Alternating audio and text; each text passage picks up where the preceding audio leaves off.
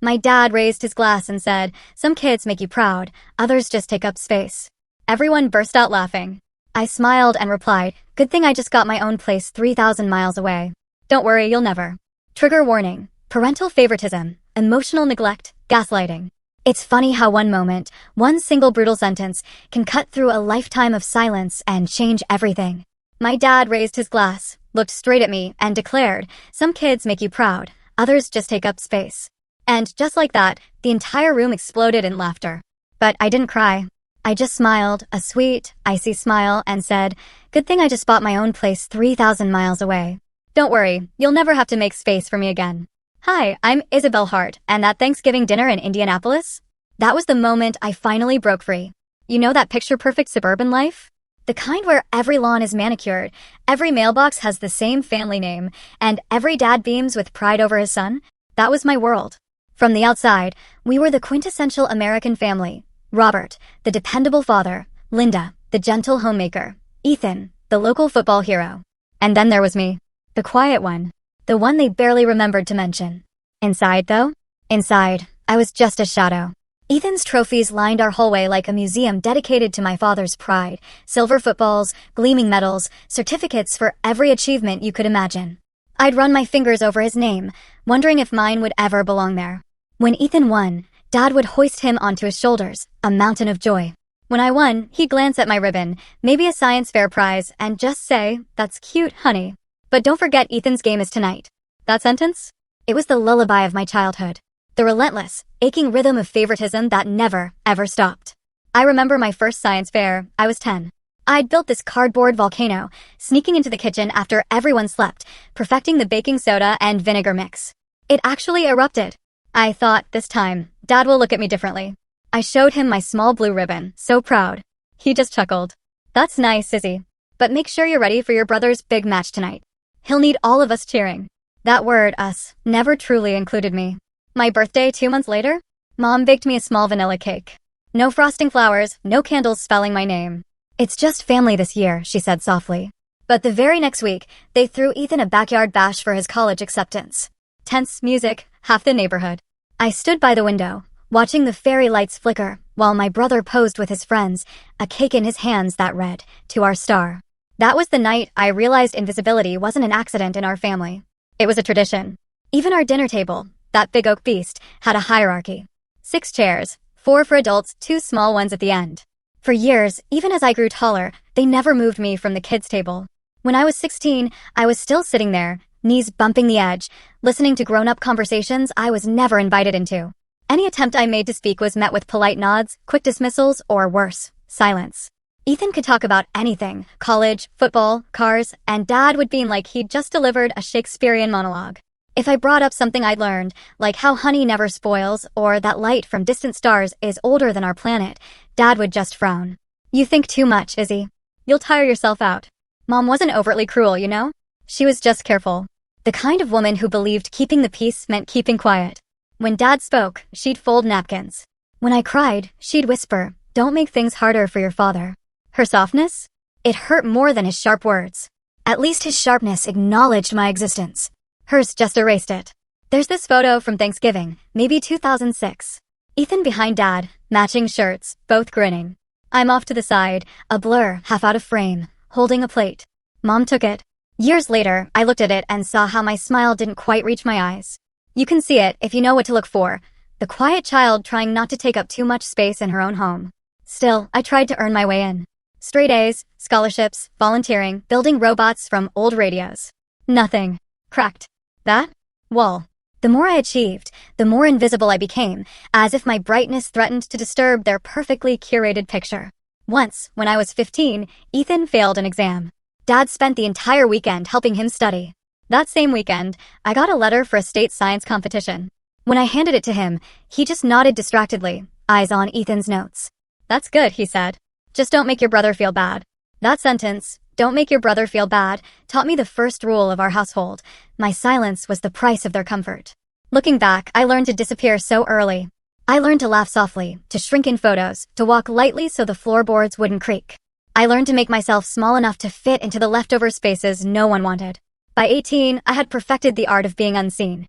My refuge became the basement. Upstairs, ESPN highlights and Dad's booming laughter.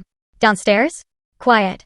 The hum of an old fluorescent light, the faint buzz of electricity, the smell of dust and metal. It was cold, damp, but it was mine. Every corner of that unfinished space, from crooked shelves of broken appliances to the workbench cluttered with screwdrivers, became a sanctuary. I didn't have a room where my voice mattered, but I had a place where things listened when I touched them. It started with a broken radio Dad was about to throw out. Useless junk, he'd muttered. To me, it looked like a mystery. I took it downstairs, unscrewed the back, and stared at the intricate world of wires. I didn't understand it, but I knew it had once carried music. That somewhere inside its silence, a song was trapped. I spent hours cross-legged on the concrete floor, reading library books, watching YouTube tutorials. After a week, a faint crackle, then static, then a voice. I felt something I couldn't name, pride, maybe, or just relief. I had made something broken work again. For the first time, something in my world listened. I ran upstairs, radio in hand. Dad, look. I fixed it. He barely looked up from the TV. That old thing? Huh. Well, get your brother a drink, will you? He's been practicing all day. I stood there, radio like a piece of proof. Then I turned, walked back downstairs, and set it on my workbench. I never mentioned it again. That night, I made myself a promise. If no one in this house would notice me, I would build something that couldn't be ignored. From then on, the basement wasn't just a hiding place. It was a workshop of small rebellions. I took apart everything I could get my hands on: clocks, microwaves, broken game consoles. I learned to solder, to strip wires, to bring dead things back to life. Each spark from my soldering iron felt like a heartbeat, a pulse reminding me I was still here, still capable. Machines didn't care about charm or popularity. They responded to effort, to persistence, to understanding. I couldn't fix my family, but I could fix everything else. One summer, at 16, I built my first computer entirely out of discarded parts. The fan rattled, the screen flickered, but when it powered on, I felt like I'd opened a portal into another world. I taught myself basic coding, 3D printing. My notebooks filled with designs I'd one day create for real. It wasn't about escaping reality. It was about building one where I could finally belong. Of course, Dad didn't see it that way. He'd come down, usually for old paint cans, frown at my circuit boards, and mutter, "You should spend less time with junk and more time doing something useful." I never bothered explaining that junk was what kept me alive. Mom would sometimes peek in, face half-lit by the stairway. "Don't work too hard, Isabel. You'll hurt your eyes." Then she'd vanish. Not cruelty, just habit. The habit of staying out of Dad's way, even if it meant staying out of mine. One afternoon, I found old speakers in the garage, Dad's from his vinyl days. Warped wood, torn cone, frayed wires. Poetic, right? Something once loved, now discarded. I spent 2 nights repairing them. Rewiring, sanding, sealing cracks. When it was done, I carried them upstairs, so proud. Dad was reading the sports section. "It works again," I said quietly. "You can use it in the living room." He looked up, nodded. "Good.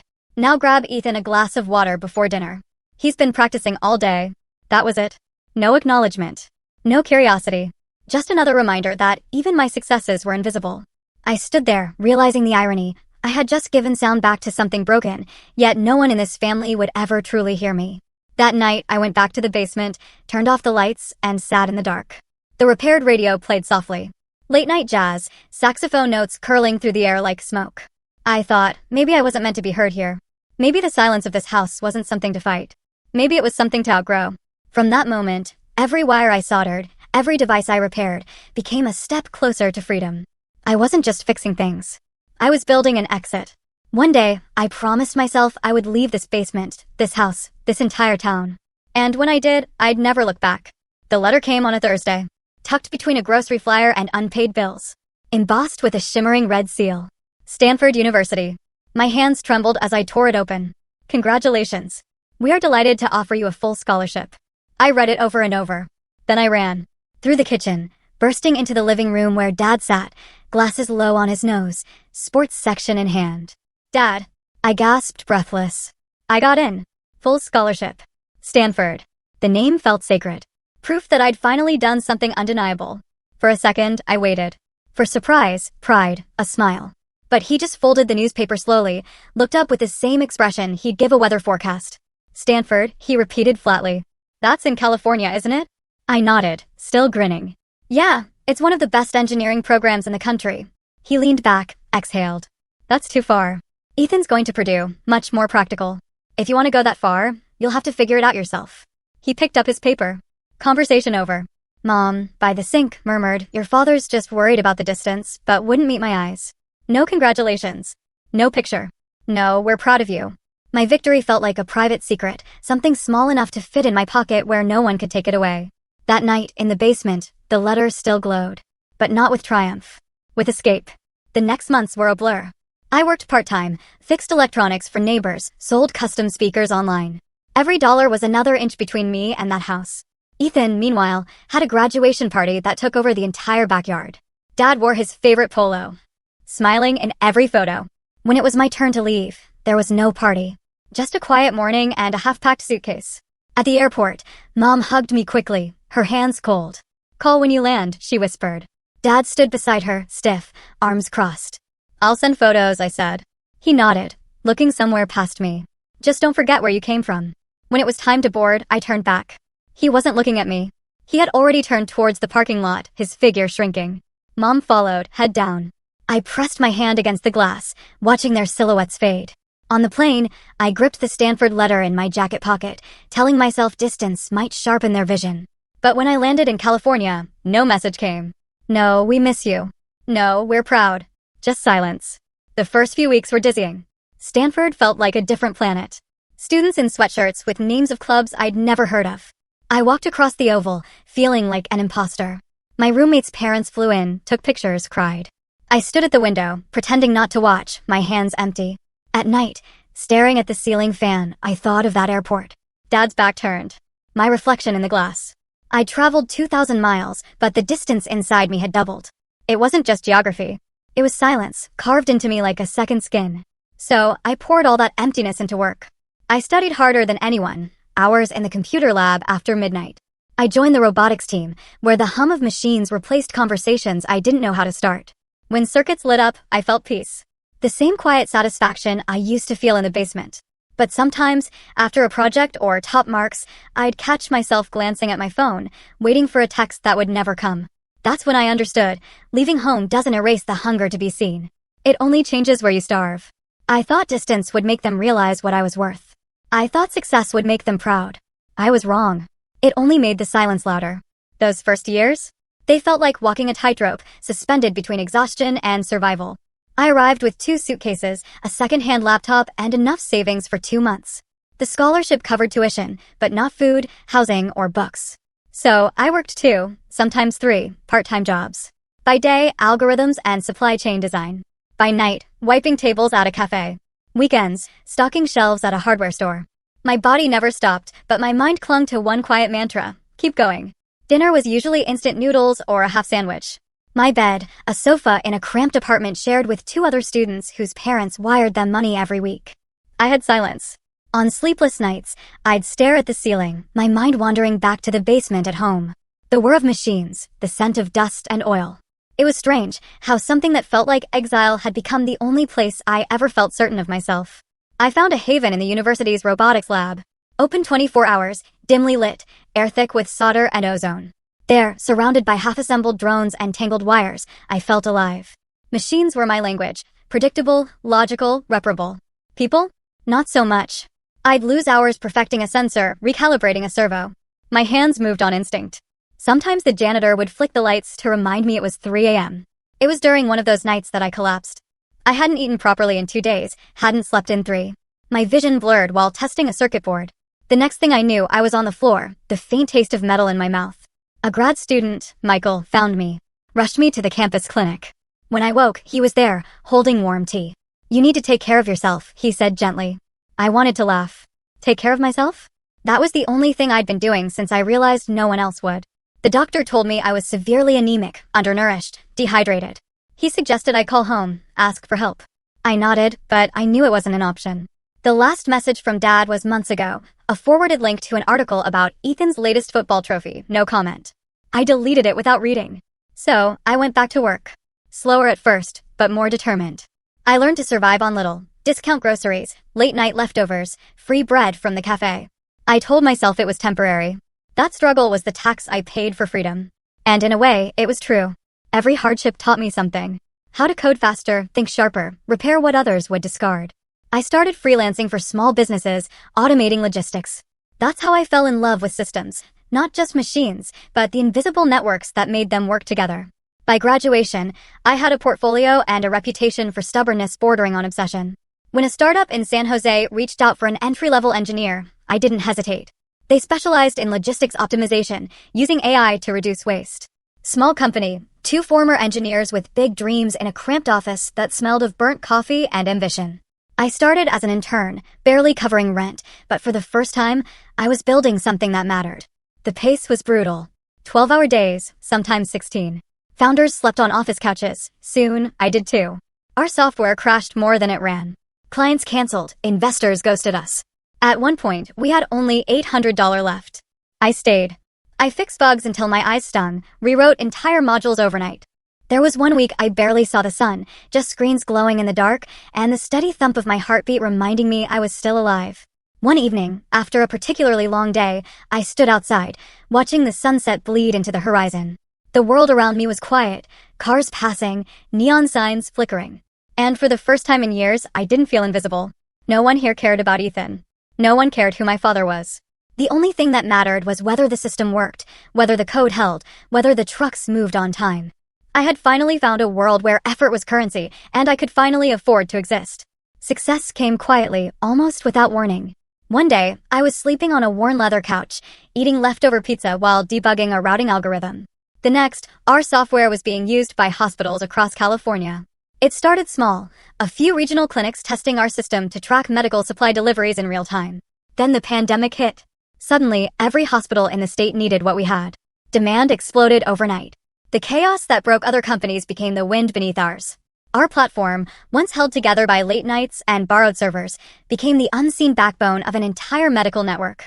We optimized routes for ventilators, masks, oxygen tanks. Our dashboards predicted shortages, rerouting trucks to keep ICUs from collapsing. For months, I barely left the office. My team slept on folding cots between workstations, surviving on caffeine and adrenaline. Every ping from my phone, another shipment delivered, another hospital saved, felt like proof that my years of quiet work finally mattered. News outlets picked up the story. A small California startup is redefining emergency logistics. My inbox flooded with interview requests. One morning, an email from Forbes. Congratulations. You've been selected for the 30 under 30 list in healthcare and technology. I stared at the screen. That basement girl, the one who used to solder old wires while her father bragged about her brother, had just made it into a magazine her parents kept on the coffee table. The ceremony was all glass and gold, every surface reflecting success back at you. Reporters buzzed, cameras flashed. People shook my hand, congratulating me on changing the game. I smiled, I thanked them, I posed under bright lights that made my eyes sting. Then a journalist, perfect posture, voice like honey, leaned forward during a live interview. So, Isabel, she said, how does your family feel about your success? The question caught me off guard. For a moment, I froze. Not because I didn't know the answer, but because I did. I smiled the same polite smile I'd learned years ago. They're not really into this kind of thing, I said. They don't care much for technology. The interviewer laughed, assuming I was joking. Cameras flashed again. But behind that laugh, something inside me went quiet.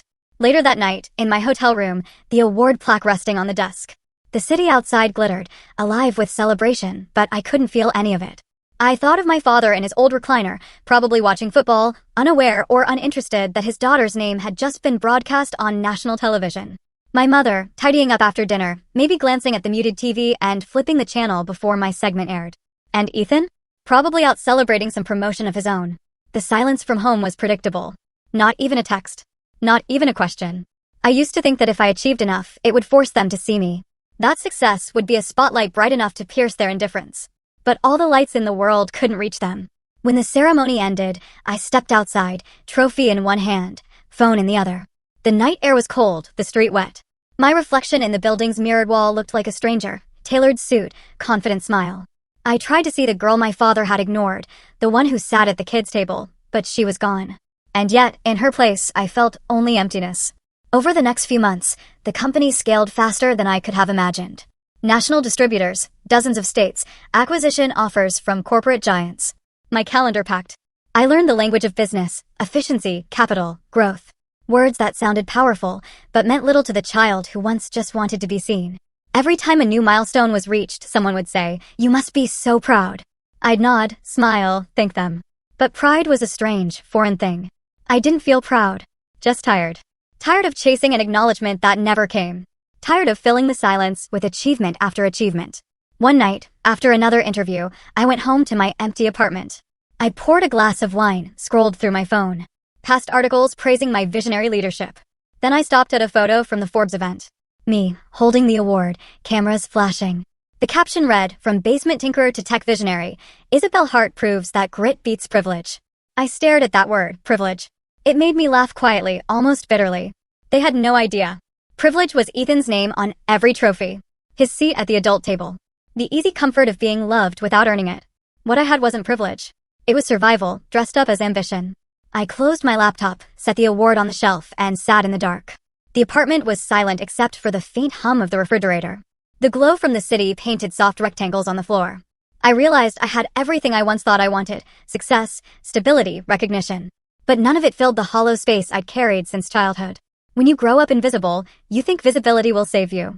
You think if you shine bright enough, the people who ignored you will finally turn their heads. But all it does is cast longer shadows. The next morning, I woke before dawn, watched the fog roll over the city. For the first time, I allowed myself to whisper the truth. They'll never see you the way you hoped they would. And strangely, instead of breaking me, that thought felt like freedom. The world saw me now. The headlines saw me. My colleagues saw me. But my parents? They never would. And maybe that was okay. Because somewhere deep inside, I was beginning to understand something even more powerful than being seen, the peace of knowing I no longer needed to be. After the acquisition deal closed, the world moved faster than I could feel it. Meetings, contracts, lawyers, headlines, it all blurred. The number in my bank account didn't feel real. I had lived most of my life counting coins for instant noodles, and now I could buy almost anything. But when the noise faded and the congratulatory emails stopped, I realized I didn't want anything. I wanted somewhere that felt like peace. I found it on a gray morning in Seattle. The city wrapped in mist, air sharp with salt and rain. The realtor led me to a glass-walled apartment overlooking Elliott Bay. Floor-to-ceiling windows, the ocean shimmering like liquid steel. The space was quiet. No echo of footsteps, no hum of conversation. Just the distant rhythm of waves. "It's a bit cold for some people," she'd said. "But it has a view you'll never forget." I didn't need to think twice. I signed the papers that afternoon. The apartment wasn't extravagant, but it felt intentional. Every line clean, every detail precise. I filled it slowly, not with luxury, but with meaning. Dark walnut floors, warm under bare feet. Cream walls, catching the light from the water. In the center of the main room, a long walnut dining table. 10 chairs. All the same height. No kids' table.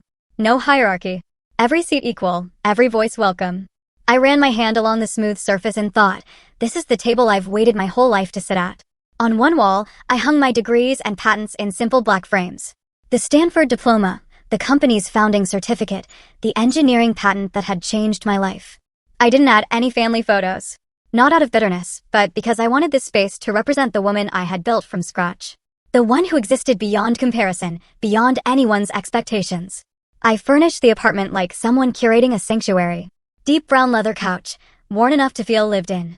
A bookshelf lined with novels, essays, old engineering manuals.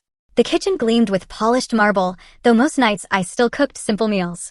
The bedroom faced the bay, where the early sun melted through the fog and painted the walls silver.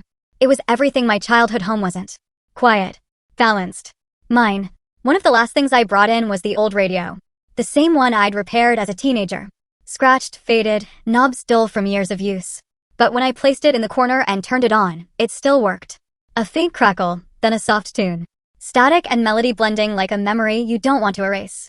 That sound filled the room differently here. Back then, the radio had been my only proof that I could bring something broken back to life.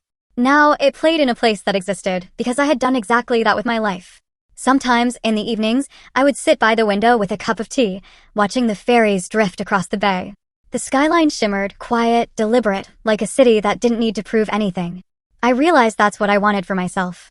For years, I'd chased success the way a starving person chases warmth, believing that once I had it, I'd finally feel whole. But here, in this stillness, I understood something different. Success was just noise. Peace was the melody underneath. Colleagues asked why I hadn't bought a mansion, why a quiet place instead of a high-rise penthouse. I smiled. Because I didn't buy luxury, I said. I bought peace. And it was true. This wasn't a prize. It was a reclamation. Every plank of wood, every piece of glass, every inch of silence was mine. Earned through years of invisibility, hunger, and persistence. In this apartment, I could finally breathe. I could play music without turning the volume down. I could eat dinner at my own table without waiting for permission to speak. I could look around and see a life that no one had given me and no one could take away. Some nights, I'd leave a single lamp on, let the room go dim. City lights flickered through the window, dancing across the glass walls like ripples of gold. I'd sit there, tracing the grain of the wood, thinking about the years it took to reach this place. The basement. The rejection letter that became a scholarship. The nights I coded until my hands cramped. The company born from chaos. And always that voice. My father's, echoing faintly from the past. Some kids make you proud, others just take up space. I smiled every time I thought of it now. Because here I was, 3,000 miles away, surrounded by space I had made for myself. And it was beautiful. The old radio played softly. It sounded perfect. Steady.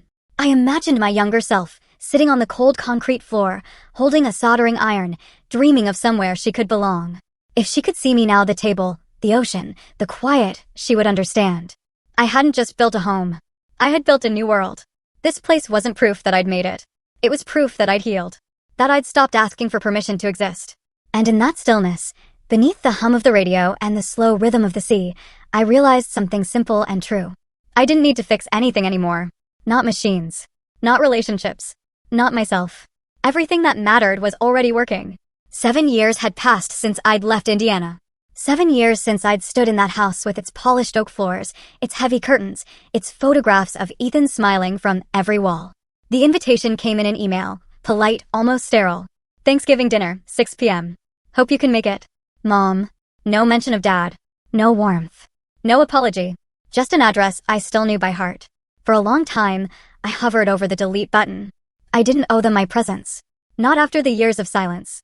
But something in me, not bitterness exactly, but a desire for closure, whispered that it was time. Not to reconcile, just to return. One last time. To see the people who had once made me small, now from the vantage point of someone who no longer was. The flight to Indianapolis felt surreal. I watched clouds roll by and thought about all the miles between the girl who had left and the woman who was returning. I wasn't coming back to prove anything. I didn't need to. My life in Seattle had already answered every unasked question. But this, I told myself, wasn't about victory. It was about ending the story on my own terms. When I pulled into the driveway, everything looked smaller. The maple tree that once seemed enormous barely brushed the second-floor windows. The porch light still flickered because no one ever bothered to fix it. Inside, the smell of roasted turkey and cinnamon filled the air. Familiar. Almost painfully so. My mother opened the door, smiling nervously. "You look different," she said. "Older." I smiled softly. Time does that. Ethan was already at the table, his wife beside him, their 2 kids whispering into iPads. My father sat at the head, as always, carving the turkey with mechanical precision. He looked older, too. His hair thinner, shoulders slightly stooped. But his presence still filled the room like static electricity. When he looked up and saw me, there was a flicker of something in his eyes. Surprise, maybe. Then it vanished. Dinner began with small talk. The usual updates. Ethan's promotion, the kids' school achievements, the new car. No one asked about Seattle. Or the company. Or the Forbes list. I didn't mind. I wasn't here for their curiosity. I cut my food slowly, listened, smiled when it was polite. The sound of silverware on porcelain filled the gaps. Then, as the plates cleared and the second bottle of wine opened, my father lifted his glass. "A toast," he said. The room quieted. His voice was the same, calm, deep, demanding attention. He looked at Ethan, then at me, and said, "Some kids make you proud. Others." His lips curved into that familiar smirk. "Just take up space." The laughter came easily, just like it used to. Ethan chuckled. His wife covered her mouth. Even the children giggled, not understanding why. My mother looked down at her plate, the way she always did when she wanted to disappear. For a second, the old ache rose in my chest. That instinct to shrink, to let it pass, to pretend it didn't hurt. But the woman sitting there wasn't the girl who once hid in the basement. I set my fork down gently. I looked at him. "Good thing I just bought my own place," I said evenly, my voice calm but sharp enough to slice through the lingering laughter. 3,000 miles away, so no one has to make space for me anymore. The laughter stopped instantly. Forks froze. The room fell into that thick, airless silence that follows a truth no one expected to hear. My father's smirk faltered. He blinked, unsure if I was joking. My mother finally looked up, her eyes wide. Ethan shifted, suddenly fascinated by his glass. I held his gaze. Not with anger. But with something far more dangerous, indifference. Then I smiled. "Thank you for dinner," I said quietly, pushing my chair back. The food was lovely. No one moved as I stood. I walked around the table, my heels clicking softly. At the doorway, I paused, turned back, taking in the scene one last time. The table where I was never enough. The faces that had never really seen me. Happy Thanksgiving, I said. And don't worry, I won't take up any more space. Then I left. The night air outside was cold and clean. The sky above, a deep indigo scattered with stars. I walked to my rental car. The sound of the door closing behind me sealed something larger than just a meal. It sealed a lifetime. As I drove away, I didn't feel triumphant. I didn't feel angry either. I just felt free. For years, I had thought that healing meant reconciliation, that peace required understanding. But now I realized sometimes peace is simply walking away without the need for anyone to follow. The road stretched ahead, empty and quiet. Headlights carving tunnels through the dark. I rolled the window down, letting the cold wind whip across my face. The old radio? Yes. I brought it with me. It sat on the passenger seat, playing a faint, crackling song from some late-night station. And as I listened, I thought of the girl I once was, sitting at the kids' table, small, invisible, waiting for her turn to belong. I wanted to tell her this. You never needed a seat at their table. You were always meant to build your own. When I reached the edge of the city, I looked in the rearview mirror one last time. The house was far behind me, swallowed by the dark. I didn't need to see it anymore. I had already left the part of me that needed it there. And she could finally rest. I didn't win that night by saying something clever. I didn't win at all. I simply stood up and walked away. And that was enough. Christmas arrived wrapped in the soft gray mist of the Pacific Northwest, the kind that blurred the line between sea and sky until everything looked like peace. In the week leading up to it, my apartment by the bay slowly transformed. Evergreen wreaths hung over the glass doors, threaded with crimson berries and golden lights. The long walnut table that had once stood empty now gleamed under the gentle glow of candles. For the first time since I'd bought this place, I wasn't preparing for solitude. I was preparing to share it. It started as a simple idea, an antidote to the hollow echo of that Thanksgiving night. I didn't want to spend Christmas pretending the silence from my family didn't sting. I wanted to fill that silence with something real. Something human. So, I opened my door to everyone who had ever been made to feel small, unseen, or forgotten. I wrote the invitations by hand. To my former robotics professor at Stanford, Dr. Lang, who had once told me, the world needs more quiet builders. To Nora, a fellow engineer who'd been laughed out of her old job. To my neighbor, Miguel, a single father who worked double shifts. To an older couple from my building who had lost touch with their own children. To my cousin Sarah, the only relative who had ever defended me, even when it cost her their approval. And most tender of all, to my grandmother. When I called her, her voice cracked. Seattle? Oh, sweetheart, that's so far. Grandma, I said, smiling into the receiver, I'll send the ticket. You just bring yourself. She chuckled softly. You sound like your mother used to, before she learned to whisper. On Christmas Eve, the first snow of the season dusted the city in quiet silver. Inside, the apartment glowed like a lantern. The table was set with white porcelain and clear crystal glasses, their reflections dancing in the candlelight. Sprigs of pine and cranberry ran down the center. The air smelled of rosemary, butter, and salt. The chef I'd hired, Mason, filled the kitchen with roasted salmon and fresh bread. A playlist of soft acoustic carols floated through the space, just loud enough to feel like warmth. One by one, they arrived. Nora came first, wine bottle in hand, laughing through the cold. Dr. Lang brought a book wrapped in newspaper, muttering he hadn't had time for proper paper. Miguel and his son brought homemade flan, still warm. My grandmother arrived last, her small frame bundled in a red coat, her eyes shining brighter than the lights around us. When everyone had settled, I stood at the head of the table. For a moment, I simply looked at the faces turned toward me, each marked by its own version of resilience. Then I said, I know some of us didn't have a place to go this Christmas. But tonight, I wanted to make sure everyone had a seat. No one at the kids' table. No one in the corner. No one forgotten. Laughter rippled around the table, gentle, genuine. I sat down. And for the first time in years, I didn't feel like an outsider in my own story. Dinner unfolded in slow, beautiful waves. Mason brought out cedar plank salmon, wild mushroom risotto, warm sourdough. Wine flowed easily, conversation even easier. Nora told stories about working night shifts in tech, turning corporate arrogance into comedy. Dr. Lang recounted the time I'd accidentally flooded the robotics lab with foam, which made everyone laugh so hard I nearly spilled my drink. Miguel's son, a bright-eyed 9-year-old, challenged everyone to a trivia game he'd made on his tablet and somehow managed to beat all of us. The table was alive, clinking glasses, shared laughter, hands reaching for bread. No competition, no hierarchy. Just connection. Between courses, I slipped into the kitchen. My grandmother followed, quiet as always. She stood beside me for a moment, then said softly, "You know, Isabel, I've sat at tables in my life. Big ones, small ones. Ones where people spoke too loudly, and ones where no one spoke at all. But this," she gestured toward the laughter drifting from the dining room, "this feels like the first real family dinner I've been to in a long time." I swallowed hard, blinking back tears. "It's not really family, Grandma. Not by blood." She smiled, reaching for my hand.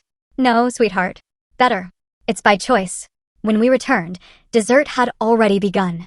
Slices of flan passed around, plates cluttered with crumbs and joy. Someone had turned up the music slightly. A few people were singing along. I looked around. Every person there carried a story of exclusion. The teacher dismissed for his accent. The colleague for her gender. The cousin labeled too emotional. The grandmother treated as background noise. Every single one of them had been told, in one way or another, that they took up too much space. And yet here we were, filling a room beautifully. As the night deepened, I raised my glass. "To the ones who were left out," I said. "And to the ones who learned to build new tables." The room fell quiet, then erupted in gentle cheers. Glasses clinked.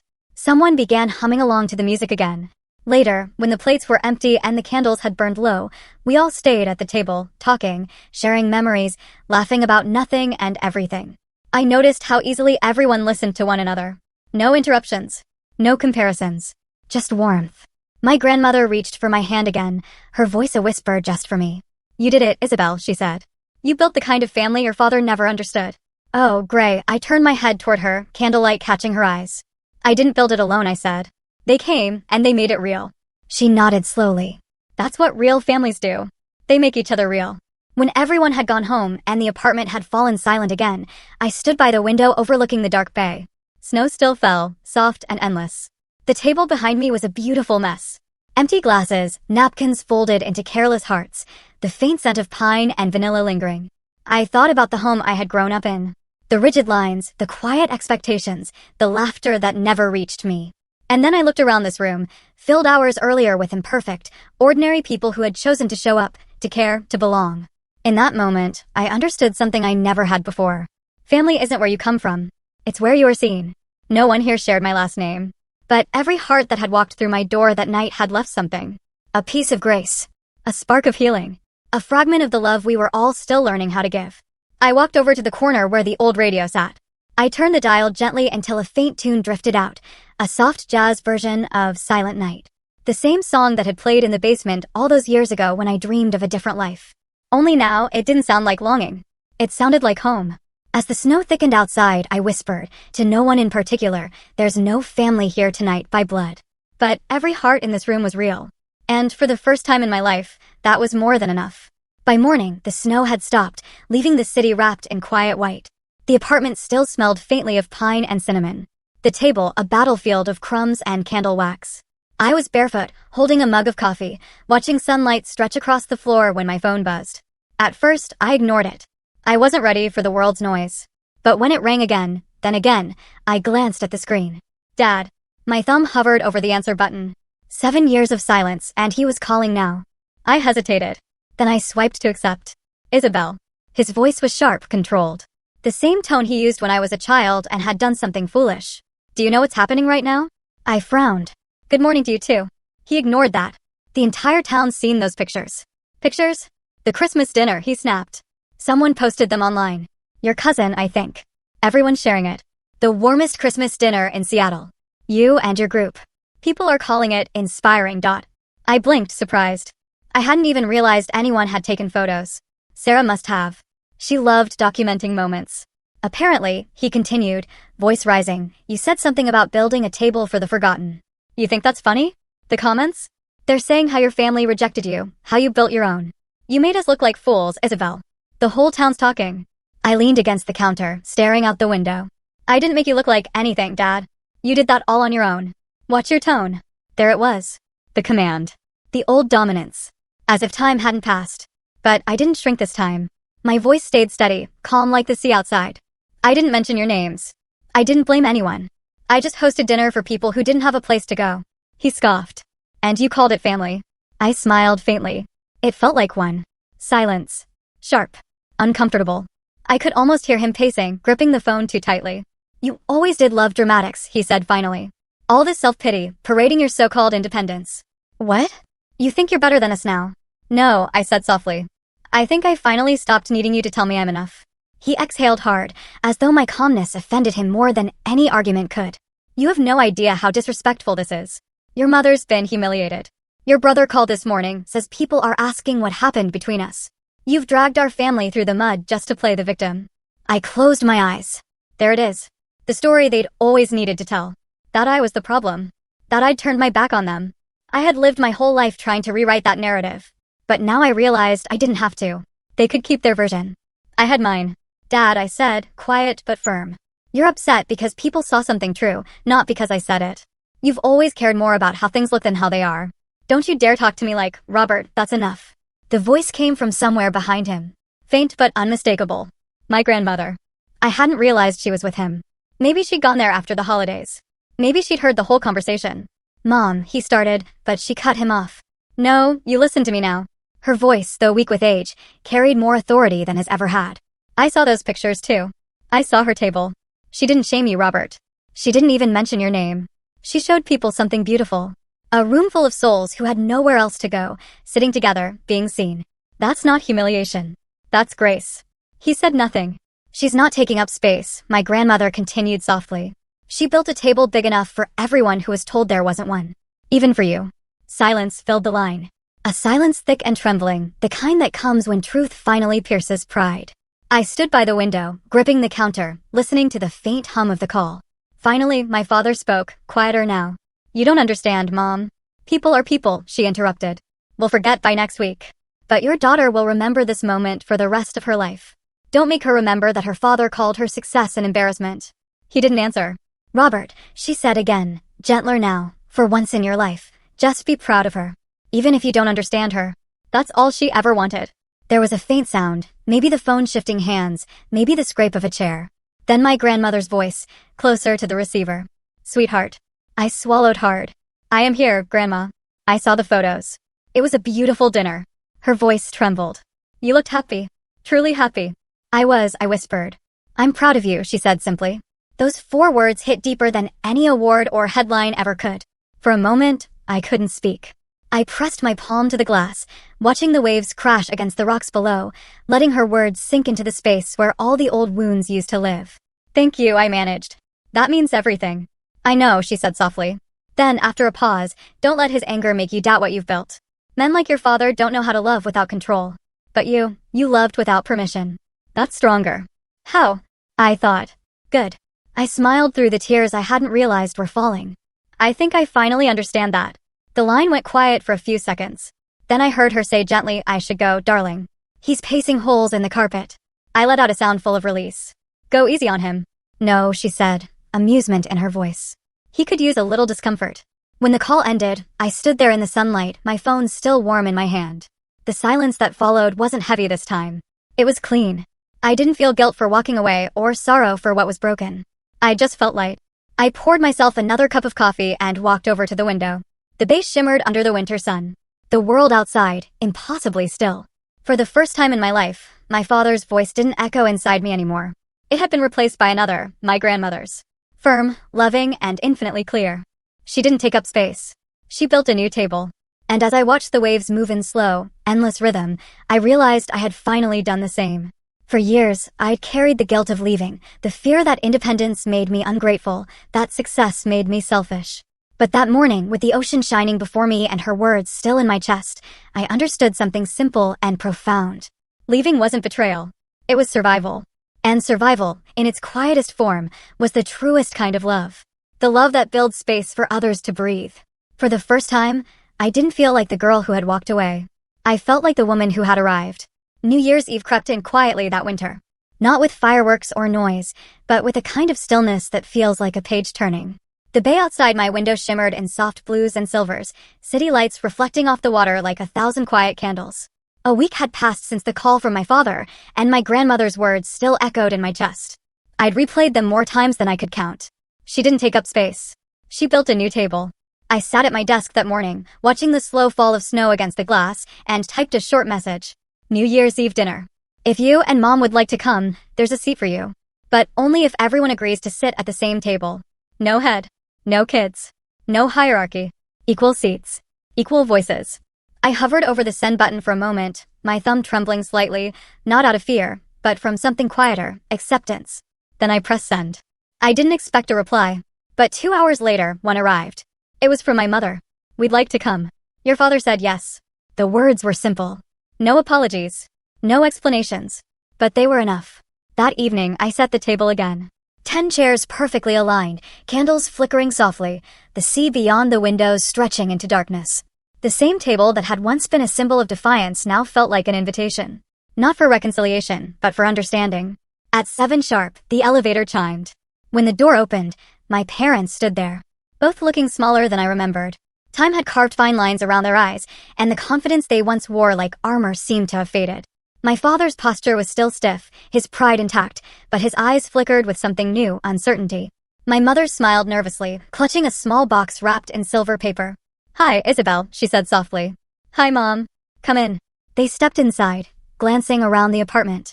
My father's gaze lingered on the wall where my degrees and patents hung, framed proof of the life they had chosen not to see. He said nothing, but I saw the faint tightening of his jaw. Dinner was quiet at first. The air carried the careful politeness of strangers trying to remember how to speak to one another. I served roasted halibut, rosemary potatoes, and wine from a small vineyard near Oregon. My mother complimented the view, the food, the candles, anything but the distance between us. My father mostly listened, pushing his fork around his plate, glancing occasionally at the radio in the corner. Finally, it was my mother who broke the silence. "You always liked music," she said softly, nodding toward it. "Even when you were little, you used to fix that old thing downstairs. Remember?" I smiled faintly. "I remember." A long pause stretched across the table. The city lights danced through the glass behind them, painting soft gold across their faces. Then, unexpectedly, my father spoke. Maybe he hesitated, his voice slower now. Maybe I didn't see it. I looked up. "See what?" He exhaled. "What you were doing. Who you were becoming." I thought Ethan was the one who needed us more. "You always seemed self-sufficient." My mother nodded slowly. "I think I told myself you were fine, Isabel. You never complained. You just kept going." I didn't realize that silence doesn't mean peace. Her words landed gently, without defense or excuse. Just a kind of late honesty. I didn't rush to fill the silence. I wanted to let it breathe, to let them feel the weight of what was being said. My father looked down at his hands. "I shouldn't have said what I said that night," he murmured. "The toast." I let out a small breath. Not quite laughter, not quite forgiveness. "It's all right," I said softly. "You were right in a way. Some kids do make their parents proud. Others just make themselves free." He looked up, startled by the calmness in my voice. But there was no anger there. Only truth. The rest of the evening passed in fragments of memory. Small stories. Laughter that felt tentative, but real. Pauses that weren't uncomfortable anymore. For the first time, we weren't a hierarchy. We were just 3 people sitting at the same table, learning how to exist without old rules. Ethan had been invited, but he hadn't come. My mother mentioned him once, then stopped, sensing it wasn't the night for comparisons. After dinner, I poured us each a glass of champagne. Midnight was only minutes away. I stood and walked toward the balcony, the crisp night air meeting my face as I opened the glass door. Behind me, the city hummed. Fireworks readying in the distance. Laughter spilling from nearby apartments. My parents followed, standing quietly on either side of me. The sea below shimmered in moonlight, the sound of the waves rising and falling like breath. I raised my glass and said softly, "To new tables. And to equal seats." My father looked at me, then nodded. "To equal seats," he echoed. For the first time in my life, the words didn't sound forced. We stood there as fireworks bloomed above the water, bursts of red and gold lighting the sky. I thought about every dinner table I'd ever sat at. The kids' table that made me invisible. The family table where I was the afterthought. The empty table in my Seattle apartment that became a symbol of self-respect. And now this one. Imperfect. Quiet. Human. When the last firework faded, my parents said goodnight. My mother hugged me for a long time. My father lingered a moment, as if he wanted to say something else, then simply said, "Take care of yourself, Isabel." "I always do," I said. When the door closed behind them, the apartment fell silent again. But it wasn't the old kind of silence. The cold, echoing kind. It was soft. Earned. Full of space. I walked back to the balcony, still holding my glass. The reflections of the city rippled across the water like tiny constellations. I took a slow sip, feeling the bubbles sting the back of my throat, and whispered into the night, "Some kids make their parents proud. Others make themselves free." The words drifted into the air, dissolving into the sound of the sea. Inside, the candles on the table flickered, their flames swaying gently. The radio hummed a slow jazz tune, the same one I'd played on Christmas. I stood there for a long time, listening to the soft rhythm of the city, to the heartbeat of a life I had built without permission. Then, turning toward the camera, toward the invisible audience that had followed my story all this way, I said quietly, if you've ever been told that you take up too much space, remember this: you can build your own place. And if you do it with heart, with courage, with love, it won't just be a place. It will be a whole world. The music swelled softly as I set my glass down on the railing. Don't wait to be invited to their table, I added. Build your own. And make it wide enough for everyone who was once told they didn't belong. The scene lingered. The woman standing against the sea, the lights of Seattle behind her, the radio still whispering the same soft tune. Then slowly, the camera faded to black. And with it came peace. Not the peace of being accepted, but the peace of being whole.